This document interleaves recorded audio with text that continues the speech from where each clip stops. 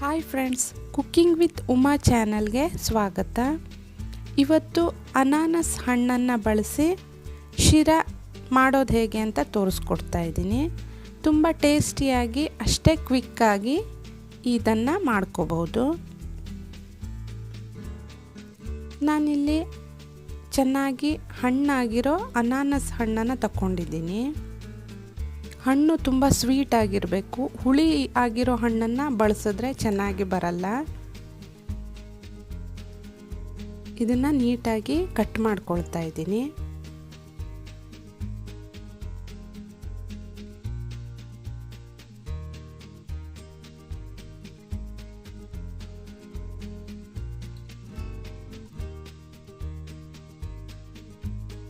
ಇದನ್ನು ಒಂದು ಬೌಲ್ಗೆ ಎತ್ತಿಟ್ಕೊಳ್ತಾ ಇದ್ದೀನಿ.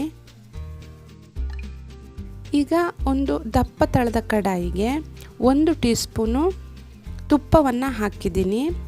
ಇದಕ್ಕೆ 1 ಬೌಲ್ ಆಗುವಷ್ಟು ರವೆಯನ್ನು ಹಾಕ್ಕೊಂಡು ಇದನ್ನು ಚೆನ್ನಾಗಿ ಹುರ್ಕೊಳ್ತಾ ಇದ್ದೀನಿ.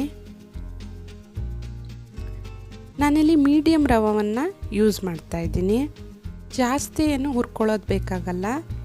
5 ರಿಂದ 7 ನಿಮಿಷದವರೆಗಾದರೂ ಹುರ್ಕೊಂಡ್ರೆ ಸಾಕಾಗುತ್ತೆ. ಇದನ್ನು ಒಂದು ಬಟ್ಲಲ್ಲಿ ಎತ್ತಿಟ್ಕೊಳ್ತಾ ಇದ್ದೀನಿ.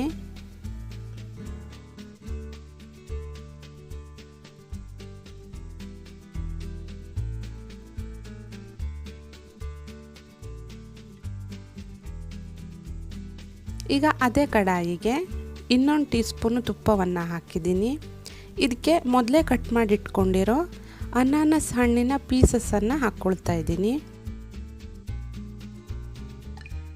ಹಾಗೆ ಇದಕ್ಕೆ 1 ಟೀ ಸ್ಪೂನು ಸಕ್ಕರೆಯನ್ನು ಆ್ಯಡ್ ಮಾಡ್ಕೊಳ್ತಾ ಇದ್ದೀನಿ. ಹಾಗೆ ಫ್ರೈ ಮಾಡ್ಕೋಬೇಕು.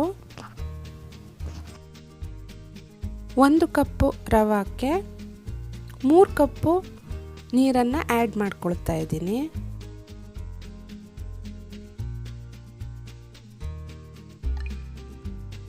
ನೀರು ಚೆನ್ನಾಗಿ ಕುದ್ದಿದೆ.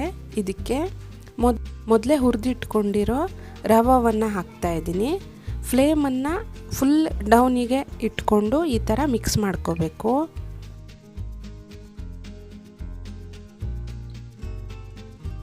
ಈಗ ನೀರೆಲ್ಲ ಇಂಗಿದೆ.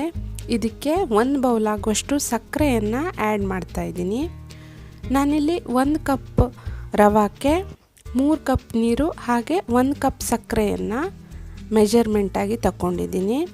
ಈ ಮೆಜರ್ಮೆಂಟಲ್ಲಿ ಮಾಡಿಕೊಂಡ್ರೆ ಶಿರಾ ಕರೆಕ್ಟಾಗಿ ಬರುತ್ತೆ.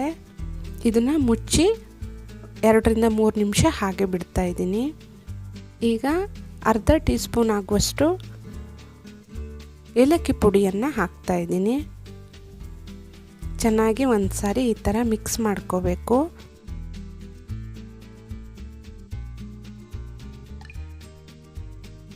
ಹಾಗೆ ಇದಕ್ಕೆ ದ್ರಾಕ್ಷಿ ಗೋಡಂಬಿ ಹಾಕಿರೋ ತುಪ್ಪದ ಒಗ್ಗರಣೆಯನ್ನು ಹಾಕ್ತಾ ಇದ್ದೀನಿ.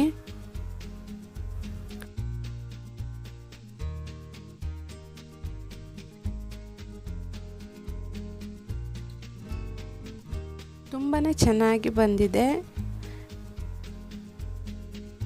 ಖಂಡಿತ ಟ್ರೈ ಮಾಡಿ. ರೆಸಿಪಿ ಹೇಗಿತ್ತು ಅಂತ ಕಾಮೆಂಟ್ ಮೂಲಕ ತಿಳಿಸಿ. ನನ್ನ ಚಾನಲ್ನ ತಪ್ಪದೆ ಸಬ್ಸ್ಕ್ರೈಬ್ ಮಾಡಿ.